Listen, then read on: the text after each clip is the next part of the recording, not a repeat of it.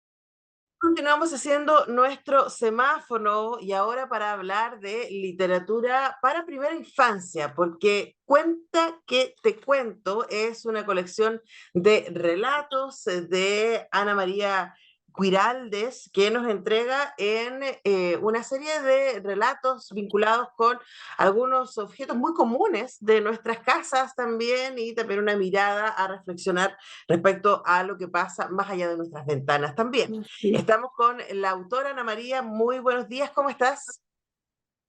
Muy bien, gracias. Gracias por la invitación.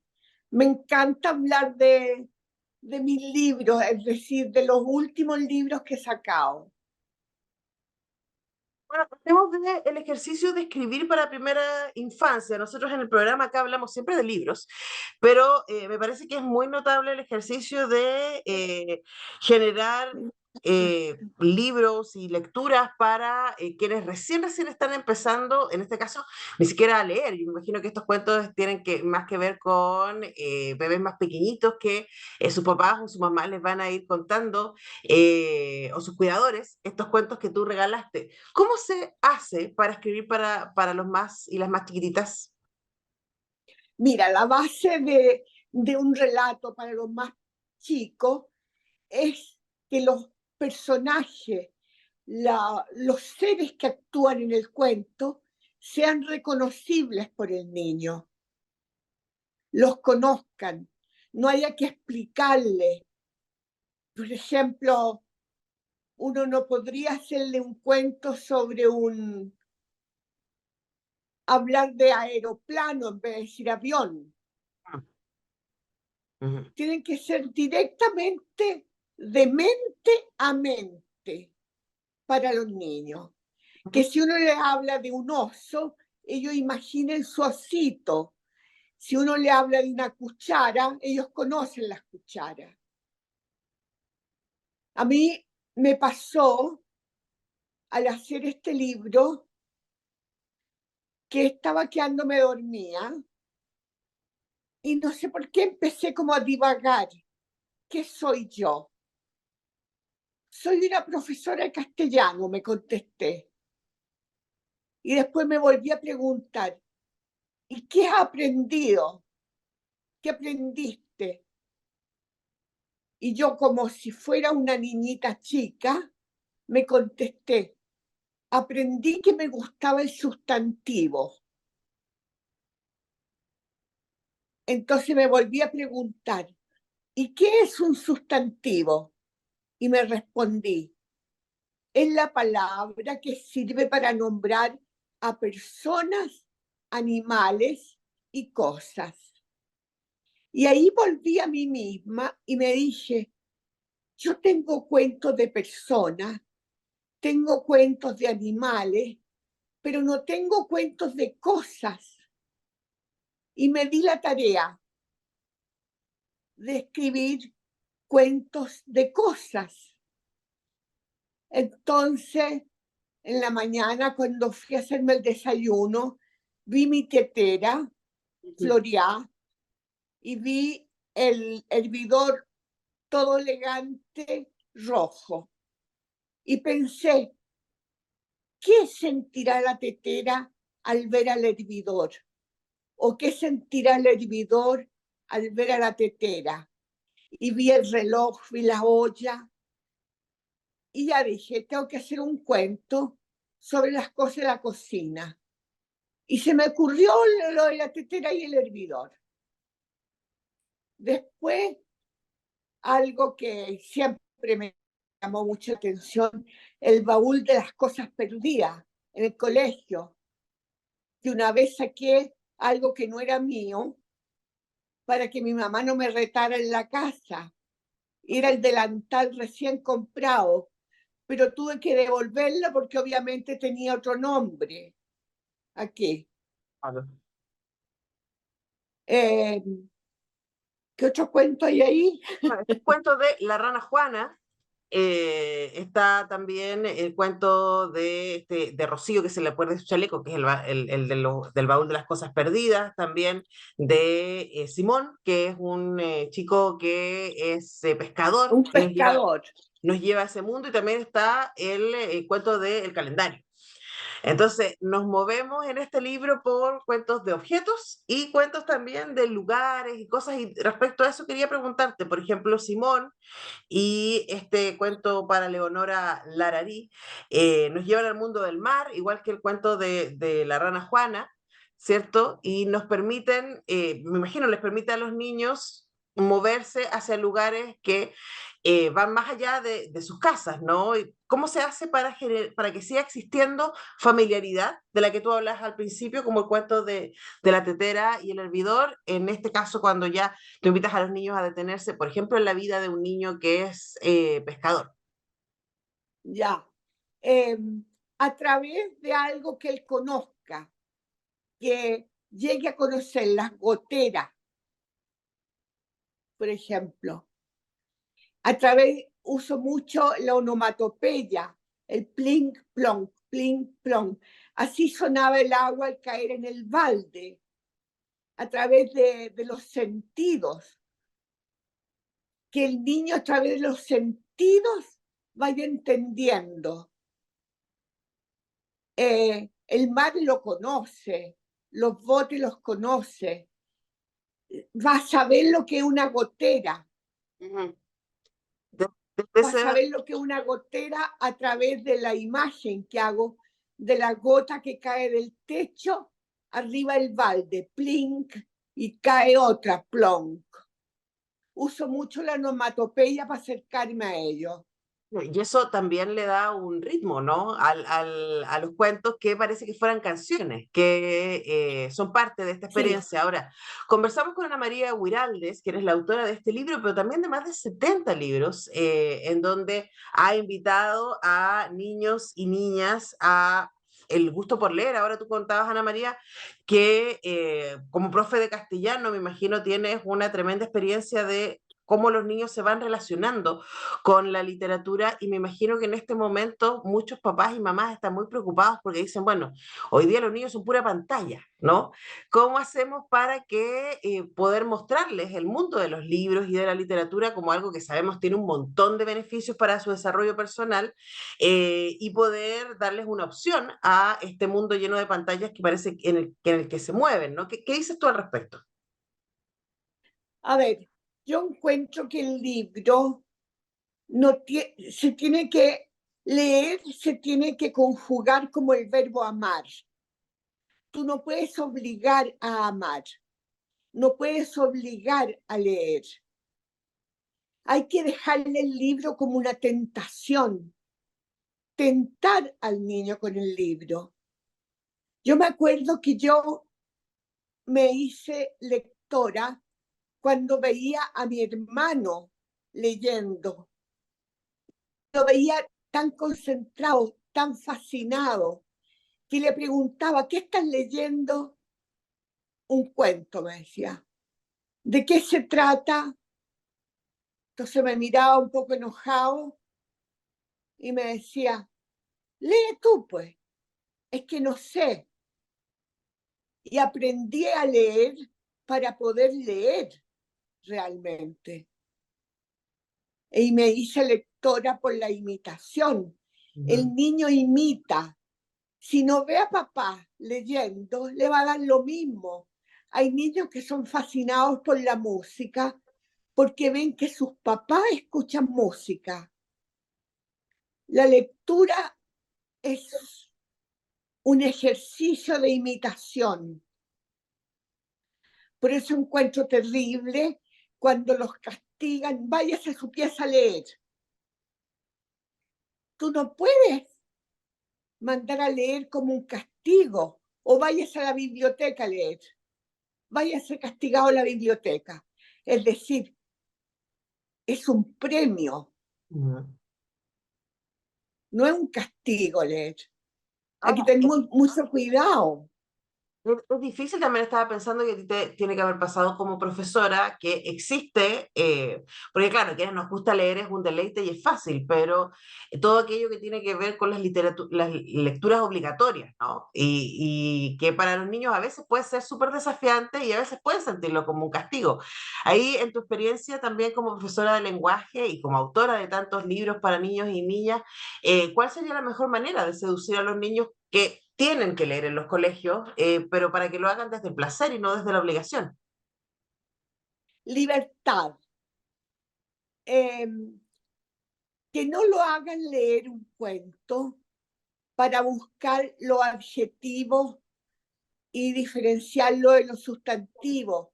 Que el libro, que el cuento no sea tarea, que no sea la clase, que sea el recreo. O sea, jamás usar la literatura como tarea.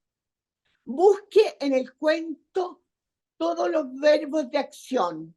Busque en el cuento los adjetivos calificativos y los sustantivos numerales y ordinales. No, lea y disfrute, porque yo personalmente no hice el cuento para que aprendieran. Si tienen que aprender algo, que sea descubrir la propia sensibilidad, no que aprendan nada. ¿Qué pasa? Porque como tú estás en el aula y al mismo tiempo has escrito tantos libros, ¿qué es lo que a ti te entusiasma de la reacción de tus jóvenes lectores y lectoras? ¿Qué es lo que más te gusta que te digan de los libros? Que me digan, una vez una niñita chica me dijo, me encanta su letra. Ella quiso decir, me encanta cómo escribe. Me gusta que me digan, eh, ¿qué escribió ayer? O me gustó mucho su cuento. Y yo le digo, gracias. Jamás les pregunto por qué. Es como si me dijeran, me encanta el chocolate. Y si yo le pregunto por qué, no van a saber. Es un porque sí nomás. Ellos saben muy bien lo que no les gusta, pero no saben por qué les gusta. Es un sentimiento de plenitud, de satisfacción, que es difícil de explicar para un niño. ¿Cómo hacemos los Saben que, educadores? saben que les gustó porque, porque sí. Saben lo que no les gustó porque se aburrieron normalmente. Uh -huh. Sí, quería preguntarte para cerrar, ¿cómo hacemos los papás, las mamás, los cuidadores, cuidadoras para estar sensibles, ¿no? A ese gusto? Porque me imagino que no es tan evidente poder saber cuando uno recién compra el libro, por ejemplo, este cuento que te cuento, si les va a gustar o no les va a gustar. ¿Cómo escojo? ¿Qué debería tener en cuenta para cuando yo escojo literatura para niños y niñas de manera que pueda resultarles atractivas a ellos y a ellas? Primero que todo, tiene que gustarte a ti. Si a ti no te gusta, no tiene por qué gustarle a un niño. Tiene que, en alguna parte de tu intelecto, el cuento quedarte dando vuelta. Te vas entreteniendo y quieres saber cómo termina. Si quieres saber cómo termina el cuento, es que te está gustando. Y un cuento, de manera, te lo digo así como literaria, se escribe para el final. Eso es una manera entonces de, me encantó lo que nos dijiste, Ana María, porque al final, si uno como adulto no comparte el entusiasmo, ¿cierto? Es difícil que los niños y niñas puedan también sumarse a la maravilla de poder leer y poder tener libros, además que les resulten atractivos. Este además tiene muy, muy bellas ilustraciones y nos permite reflexionar sobre ya los niños, detenerse a observar con mayor detención aquello que tienen cerca y aquello que también pueden imaginar a partir de lo que conocen. Ana, ¿sí querías agregar algo más? Sí, y una gracia a ese libro es que está escrito en verso. Entonces, es como si tú les cantaras. Uh -huh. A los niños les encanta los cuentos en verso. Encuentran divertido que tengan el mismo sonido final. Creen que uno se equivocó incluso. Oye, sonó igual. Sí, lo hice a propósito. ¿En serio? ¿En serio? Es contar cantando. Y también puede ser un ejercicio interesante, ¿no? Quizás a los niños invitarlos a ponerle ritmo a estos cuentos en versos de Ana María Huiraldes, con quien hemos conversado esta mañana. Muchas gracias, Ana María. Que estés muy bien. De nada, gracias a ti. Nosotros vamos a la música, a la pausa y ya regresamos con más semáforo.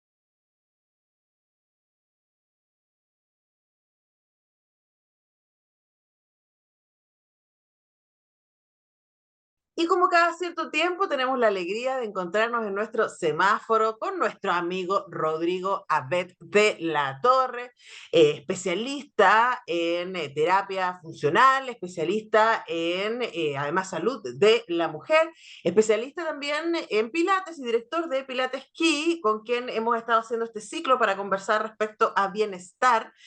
¿Cómo estás, querido Rodri? Muy bien, feliz de estar contigo, disfrutando tu compañía y en la Radio Universidad de Chile. Sí, bueno, Rodrigo, hoy día vamos a hablar de algo que es bastante común que sucede en la primavera y es como este entusiasmo que aparece salido del invierno de volver a la actividad física. El otro día fue Pilates y ahí la Gaby, nuestra profe, decía que normalmente los cursos somos 6, cuando a veces hay más, menos, pero en general es como eso, ¿no? Me decía que ahora hay un montón de gente nueva y me imagino que eso está pasando en todos los centros de distintas disciplinas, también en los gimnasios, en los parques, la gente se vuelve un poco mono con la primavera, empieza a usar menos ropa y dice, ay, ya, bueno, entonces tengo que prepararme para el cuerpo, para el verano. Y hablemos de cuáles serían las maneras más amables de retomar la actividad física, porque estoy pensando que en ese entusiasmo podría suceder que hay mucha gente que se lance, ¿no? A correr 5 kilómetros de una o hacer algunos ejercicios para los que el cuerpo no está preparado porque no viene de ahí. Entonces, la primera pregunta es, si yo quiero retomar la actividad física y estuve lento en el invierno, moviéndome poco, con frío, no queriendo salir ahí de la camita. ¿Cuáles serían las recomendaciones para empezar a moverse? Lo más importante es no sobreexigirse, es evitar cualquier ejercicio, actividad física, deporte de alto impacto que pueda tener el riesgo de lesionar. Porque el ímpetu es tan grande por el resultado y eso muchas veces nos puede llevar a pensar que mientras más nos esforcemos, vamos a tener un mejor resultado y no es así. Entonces ya teniendo las ganas, la actitud, la motivación, yo siempre digo, teniendo eso, ya tenemos el 90% ganado. Ahora es importante hacerlo con cuidado, a favor nuestro, no en contra, porque si no nuestra corporalidad paga las consecuencias con lesiones, con contracturas, con accidentes, y esa no es la gracia. Entonces, lo fundamental es de que sea una experiencia de bienestar pleno. Igual ahí es difícil encontrar ese límite, ¿no? Estoy pensando, Rodrigo, porque venimos de una cultura y tú y yo lo hemos conversado muchas veces acá, en donde se asume que para que haya efecto tiene que haber dolor. Entonces, si, claro, yo hice, no sé, 50 abdominales y terminé con la panza ahí tiritando y adolorida, ah, bueno, sí, entonces eso logró, si me dolió, entonces la idea del no pain, no gain, ¿cierto? Si no hay dolor, no hay ganancia. Y tú nos has enseñado que existe otra manera, y de hecho yo he aprendido también haciendo pilates a reconocer cuando el cuerpo me dice hasta acá. ¿Cómo ejercitamos esa escucha hacia el cuerpo que nos va a permitir básicamente no lesionarnos? Tomar conciencia de las sensaciones a través de la respiración, de la postura, de la intuición, y moverme de forma orgánica, sintiendo como una pulsión de verticalidad, como de avanzar, pero no de sobreexigirme, que es distinto. Como esas ganas de ir por más, pero no a un 100%. Imaginemos que nuestra capacidad es de 1 a 10, llegar máximo, si estoy como con esas ganas, a un 8. Porque si llego al 10, probablemente me voy a lesionar. Y ahí nuevamente nuestra motivación para que las personas realicen ejercicio independiente de cuál técnica, que sea yoga, crossfit, pilates, nadar, ir al gimnasio, bailar, trotar, a practicar algún deporte. Es tan importante el ejercicio en nuestras vidas para nuestro bienestar, para nuestra calidad de vida, para nuestra salud física, mental, emocional, eh, que siempre lo esencial es realizar algún tipo de actividad física o ejercicio. Pero no llegar al 10, llegar al 8. Hacer algo que nos guste, algo que a lo mejor hicimos en nuestra infancia y nos motivaba. Algún deporte, ir al cerro, ir a bailar, pero es como encontrarse con esa energía que teníamos de niño en algún momento y que está con nosotros latiendo con un potencial increíble.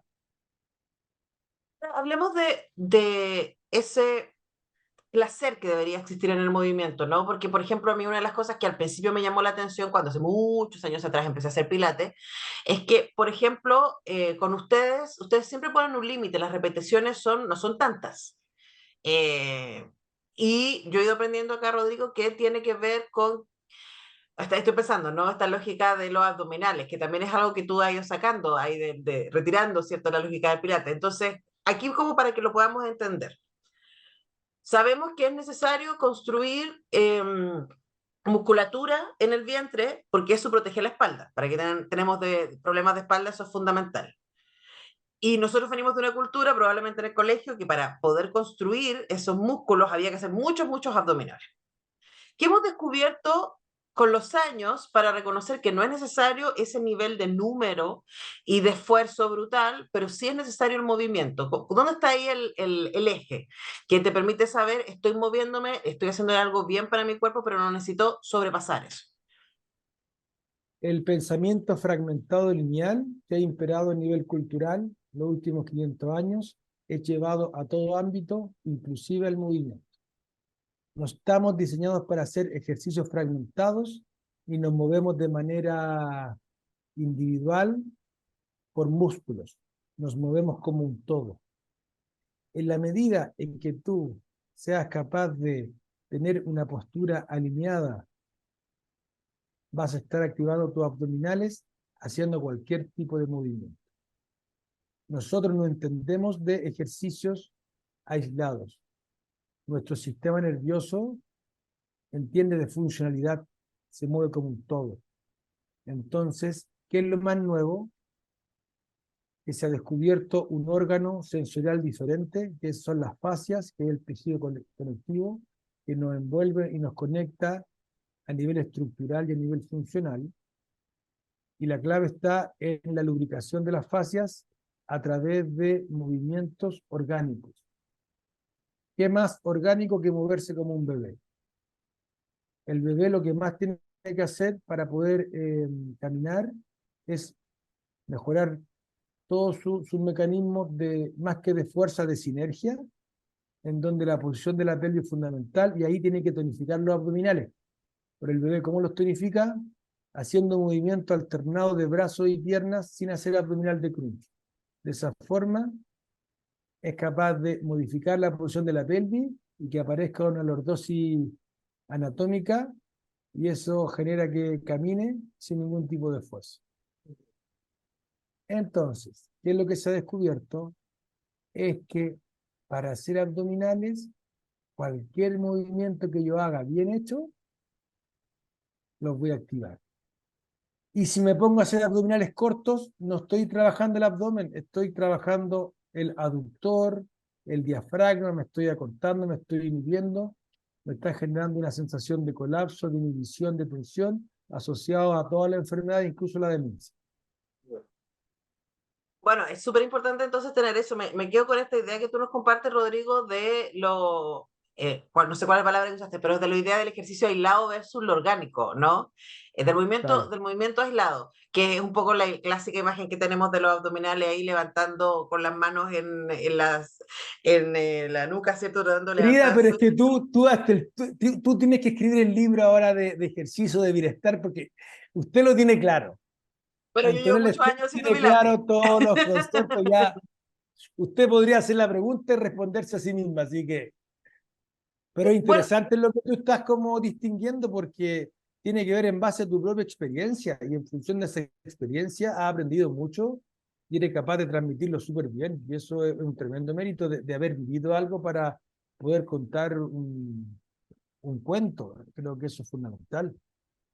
También quizás Rodrigo tiene que ver ahí con una filosofía, y estoy pensando en tu libro, ¿no? La última vez que estuviste en la radio estuvimos hablando respecto a tu libro, a las conversaciones con el profe, y cómo hay una mirada ahí que tiene que ver con el presente.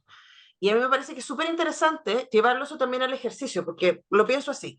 Una manera en que nosotros se nos enseñó a propósito de lo que decía, este pensamiento lineal hacia la producción, ¿no? Entonces yo tengo que esforzarme mucho, mucho, mucho ahora para después, más adelante, tener un bienestar, para bajar de peso, ¿cierto? O para tener un cuerpo que es el que se me exige que tenga, etcétera. Y una de las cosas que tiene que ver con tu propia filosofía y de hacer, y lo que yo he ido aprendiendo haciendo pilates, tiene que ver con disfrutar también el presente y que tu cuerpo te agradece estirarse en ese momento. Agradece que tú puedas volver y darle al cuerpo el espacio y detenerte la respiración y las sensaciones de ese momento. Y hablemos de cómo ese bienestar presente, cuando uno está en movimiento, se vuelve acumulativo, finalmente, ¿no? Entonces, yo voy a Pilates y disfruto de esa hora que tengo de movimiento. Me sale más fácil decir movimiento que ejercicio, y cómo a la larga, si yo hago eso de manera sistemática, voy acumulando de alguna manera bienestar para el futuro. Claro, porque en el presente es el único lugar donde podemos estar en bienestar. No en el pasado ni en el futuro, sino que es aquí y ahora, estando contigo, concentrado, tomando conciencia, disfrutando, mirándote, sintiendo. Entonces, cuando yo pongo el foco en el resultado, pierdo lo esencial, que es el proceso, que son esas pequeñas sensaciones que se van generando y que me va a potenciar que ocurra algo que puede estar relacionado con ese resultado, en donde suelto ese resultado para que aparezca cualquier cosa, porque cuando el proceso es armónico, en bienestar, aunque el resultado no sea el esperado, pasó ya algo bacán, como se dice. Ya la hice. Y tocaste algo que es neurociencia pura, lo que acabas de decir. Esas pequeñas cositas que voy haciendo van generando que mi modo de vida, mis hábitos se vayan transformando y voy haciendo un verdadero reseteo de mi sistema nervioso en que me va a permitir vivir en bienestar de manera subconsciente, porque fíjate que todas las personas tenemos clarito lo que tenemos que hacer para estar en bienestar, pero por X motivo no lo hacemos. Volvemos al patrón anterior, volvemos al patrón anterior, porque no basta solamente con el lenguaje, no basta solamente con darme cuenta, sino que basta con incorporar eso a una sensación, a un movimiento, a un hacer. Y no entrar en la estafa de la sobreexigencia y el esfuerzo. Porque alguien cuando pequeño nos enseñó a sobreexigirnos, eso lo aprendimos culturalmente y eso lo llevamos a todos los ámbitos y siempre estamos pensando en el fin de semana para pasarlo bien, en las vacaciones para disfrutar, en jubilarme para poder descansar. Y no es así. Yo puedo hacer todo en este presente. Yo elijo estar aquí ahora. Hice un montón de cosas para poder estar contigo en la radio, para poder comunicar. Pero estoy aquí 100%. Me corrí, es verdad. Llegué, estoy feliz, estoy aquí contigo. En el presente. Y eso lo puedo llevar a Pilates, al yoga, al trabajo, a mi hogar, a mis proyectos. Porque al final lo que estamos transmitiendo es una forma de entender la vida a través del movimiento. O puedo estar en el control o puedo estar en la fluidez. Yo decido. pero lo potente es de que para resetear el lenguaje, el observador, eso pasa por una transformación sensorial, y ahí el movimiento es fundamental. Y además quizás también para decirle a la gente que nos está escuchando y que está pensando, sí, efectivamente necesito moverme más, ¿cierto? Uno sale del invierno como cuando uno despierta en la mañana, ¿no? Como un poco tullido, un poco así como apretado, ¿no? Y decirles, muévanse simplemente, no necesitan, además porque va a pasar ahora con los Panamericanos, que la gente va a decir, ah, quiero ser un atleta. Como, a ver, esa gente tiene años de preparación para que sus cuerpos puedan hacer esas cosas. Claro, y todo tiene que ver con pequeñas cositas. Por ejemplo, con mi hija estamos jugando ping-pong y me sorprende cómo los niños tienen una plasticidad fantástica para aprender. Y el otro día me dijo, papá, estoy tan contenta, y le dije, ¿por qué le ganaste a todos? Porque siempre le gusta como eso de jugar, ganar, tan como en eso también. Me dijo, no, porque puede jugar bien con la mano izquierda. Y me causó como mucha emoción porque al final tiene que ver con algo de ella, con una capacidad que ella pudo experimentar de poder jugar con la otra mano. Eh, y eso es mucho más importante que haber ganado. Entonces, a lo que siempre están invitando es a moverse, a disfrutar, a sorprenderse, eh, es quizás compartir con algún amigo, con alguna amiga, ponerse de acuerdo para ir a la plaza, para ir a hacer ejercicio en las municipalidades, para ir a caminar al parque, porque todo pasa por nuestra corporalidad. Somos la corporalidad eh, que vamos vivenciando y no nos damos cuenta. Me doy cuenta cuando estoy enfermo, cuando estoy hospitalizado. Yo como tuve el tema del cáncer, estuve hospitalizado y te lo juro que lo único que quería era caminar por la calle y sentir la brisa del viento, no quería nada más. Cuando estamos enfermos nos damos cuenta de que lo esencial es nuestra corporalidad, el cosmos que habitamos, somos nosotros a través de nuestra corporalidad. Ahí ocurre la magia del vivir. Exacto, y además pensar que como somos corporalidad, cuando tratamos de negar eso y estar todo el tiempo en la cabeza, ¿no? Y con trabajando y aquí frente al computador y estar todo el día con los problemas, con las demandas, el cuerpo va a hacerte saber, te va a recordar que eres corporalidad con dolor. Entonces cuando uno dice me duelen los hombros, me duele la espalda, me duelen las piernas, eso es tu cuerpo diciéndote, muévete. Pero acá con Rodrigo Vélez siempre les decimos, no es necesario moverse, salir a correr una maratón. Simplemente camine 10 minutos y ya el cuerpo se lo va a agradecer. Mira, estaba estudiando todo el tema del dolor y, y estamos de manera binaria, o en dolor o en placer, estamos en eso.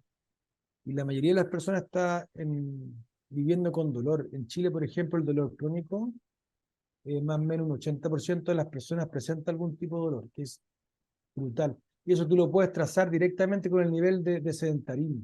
Ujú. Si hay mayor sedentarismo, hay más dolor. Pero hay algo que nos puede sacar de esa trampa del dolor-placer, de esos gatillantes, que tiene que ver con la tranquilidad, que tiene que ver con la paz. Buscar una actividad que nos genere tranquilidad y que encontremos esa paz, creo que es una fuente inagotable de vitalidad, de armonía, de prosperidad. Entonces yo llamo a las personas a que busquen alguna actividad que les genere tranquilidad, porque les va a cambiar la vida, se van a transformar, se van a sentir bien, se van a reencontrar consigo mismos, consigo mismas, van a ser más creativos, van a confiar, van a moverse en el mundo con mayor seguridad, y eso lo van a transmitir en todos los ámbitos. Van a ser Ujú. generadores del mundo que habitan, como decía nuestro querido doctor Maturana. Somos creadores del mundo que habitamos y no nos damos cuenta. Pensamos que Y, todo está afuera. y al Pensamos que hay tomar, un mundo ahí sí, afuera estaba que nos pensando, da miedo, rabia, que nos jode, no. hay un mundo, pero nosotros aparecemos ahí. Y nosotros somos los agentes de cambio y transformación, nosotros. Y no es tener una mirada individualista, sino que entender de que con tan poquito podemos generar tantos cambios. Mira, en neurociencia se hizo un estudio para buscar lo que es la felicidad. Bueno, la felicidad no se busca, la felicidad es un estado en el cual uno está haciendo lo que está haciendo en el presente, pero no es el éxito, no es la plata, ni siquiera es la salud, es hacer algo que te genere estar con otros, entregándote a los demás, compartiendo lo que tienes, y eso te va a generar a ti un bienestar que tú puedes distinguir como felicidad. Y eso Y también eso tiene que vamos a ver hacer. con tomar decisiones, salirse un poco de la máquina, ¿no? Respirar primero, respirar y poder escuchar al cuerpo decir, ¿qué necesito? Necesito estirarme, necesito salir a caminar, necesito moverme, necesito correr, necesito un ejercicio más intenso hoy día o necesito moverme de manera más tranquila hoy día. Todas esas opciones son correctas y quizás es súper bueno decirles hoy día, Rodrigo, a quienes nos escuchan que en este ímpetu deportivo que estamos viviendo a partir de los panamericanos y los panamericanos, y la primavera y esta idea de que todo florece y podemos salir hacia afuera, el tiempo está más bonito y todo aquello, hacerlo con calma, escuchándose, cuidándose, no sobreexigiéndose, tu cuerpo sabe. Entonces, yo creo que lo más importante es aprender a escuchar la sabiduría del cuerpo que te está diciendo, hasta ahí nomás. Mañana seguimos un poquito más, pero ir con tranquilidad. Tal cual, tal como lo dice la profesora Antonella Esteves. Bueno, si en algún momento tengo que salir de la radio, voy a pedirte pega ahí al Pilateschi. Nosotros dejamos ir Bienvenida, bienvenida, bienvenida. nosotros dejamos ir a Rodrigo agradeciéndole como siempre su tiempo, su generosidad para contarnos desde su experiencia y sus investigaciones cómo ir hacia un mejor bienestar, mejorando nuestro estado de ánimo, mejorando nuestra vida en el presente para un futuro mejor. Así que muchas gracias, Rodrigo. Te mando un abrazo. A ti un abrazo y nos vemos pronto, cariños. Nos vemos pronto. Nosotros vamos cerrando el programa de hoy día y mañana a las 10 regresamos con un nuevo semáforo. Que estén bien. Chao.